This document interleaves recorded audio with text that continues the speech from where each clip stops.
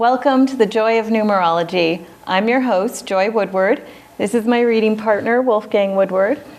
And today I'm excited to introduce my guest, Catherine Potter. She is from the Northern Star College of Mystical Studies. Welcome, Catherine. Thank you. It's good to be here. So tell our audience a little bit about mystical studies. What does that cover?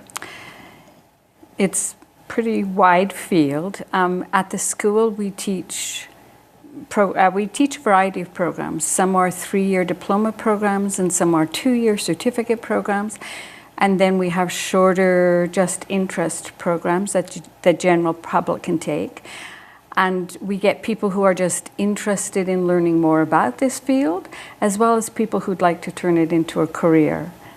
And one of the courses you teach is an astrology program. It is. It's an astrological counseling program, embodied astrology. Wow. Yeah. Tell me a little more. A little bit about what that means. Astrology is a huge field that takes years and years to learn.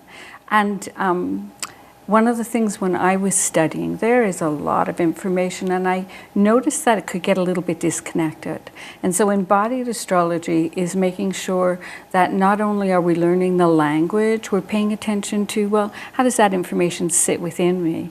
Because, you know, if somebody's a professional astrologer and they're working with somebody, you know, you're talking about their blueprint. This is their life and their stories and the way their mind works and the ego works and their emotions work, and so you have to understand what that looks like beyond just a language of information. Interesting. I find a lot of times when I'm doing numerology readings that astrology actually, they complement each other really well. They don't contradict. They tend to just build on the same type of theme of information for people. So I always have found that fascinating in itself. Yes, I agree. I mean, I think a lot of these old ancient studies are a complement to each other, and it's a different way of looking at the same information, right? Yeah, and astrology it's been around for literally ever, hasn't it? Forever. It has been around forever. I think in its written version, you know, probably about 5,000 years, but it predated that. And there's such an innocence and something very natural when you think about probably the first person or the first peoples to discover astrology weren't naming it anything. They were looking at the sky and noticing that at certain times of the day or certain times of the month or certain times of the year crops grew or you know, different things happened. And so it was very organic and innocent, and then later it turned into a field of study. Well, I know that I have a religious background. Yep. That's how I was raised. Yeah. And I remember telling my mom, like, she's like, you know, oh, astrology is, you know, whatever. And I'm like, that's how they found baby Jesus. Like, it's literally that old. So you know, there has to be something to it. There is. And something interesting is, you know, just a few hundred years ago, most doctors were trained in astrology. Oh, and then, wow. Yes.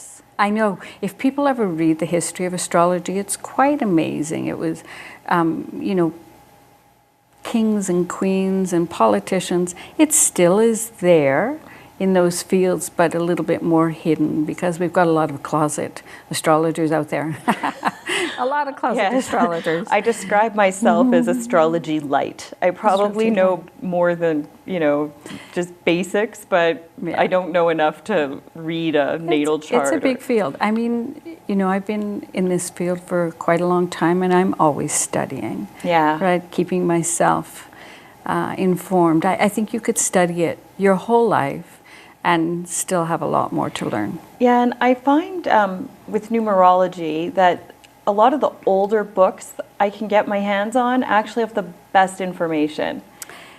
Yeah, that's interesting. I think, you know, I work with both. I think, you know, as new discoveries are made, as science discovers certain things, one of the things is we're revisiting a lot of our ancient teachings, but people have changed, right? And so one of those changes for astrology that I really emphasize in the program and with my clients is that, you know, we're learning more that the future is not written in stone, and that the more clear we become about the choices we make, there will be the cycles there that we can work more consciously with, but that we're very much the creators of our lives, right? And as we begin to marry some of the scientific discoveries with the ancient mystical studies, they're not so far away when you get into certain things. But we need to obviously, how an astrologer would have been an astrologer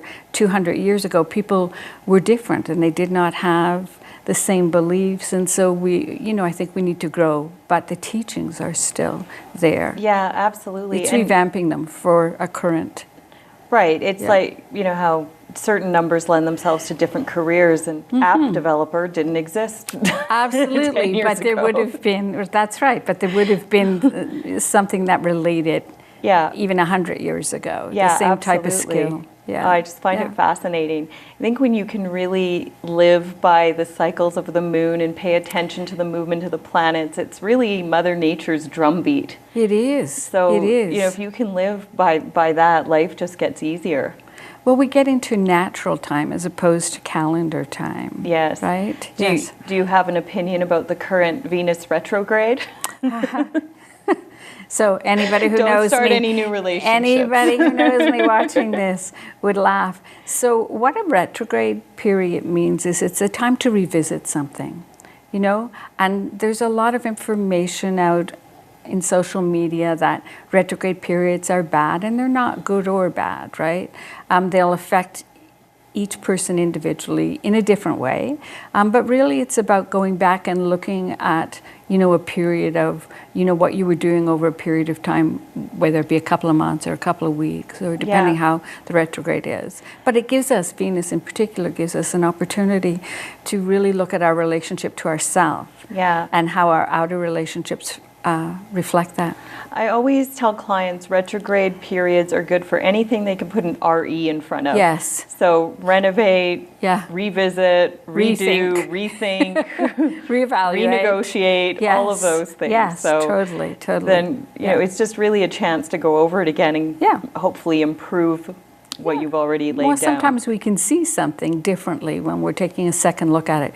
We live in a pretty fast-paced society, and so sometimes a second look is not such a bad thing. Yeah. Well, I've got your numbers here. Okay. Because, we always have to do a little numerology. Mm-hmm. And I find them very interesting in how they relate to what you're doing for career and how you've chosen that. So it's we'll talk a little bit more about that when we come back, but I think if you have a 2 in your chart anywhere, and we'll go over how I get that, they really do tend to feel the planets and the stars more. So it's interesting that you chose this for a career. Hey, so when we get back, we're going to look at Catherine's life path number. We're going to look at her career sector and find out why astrology is something she chose to do for a career.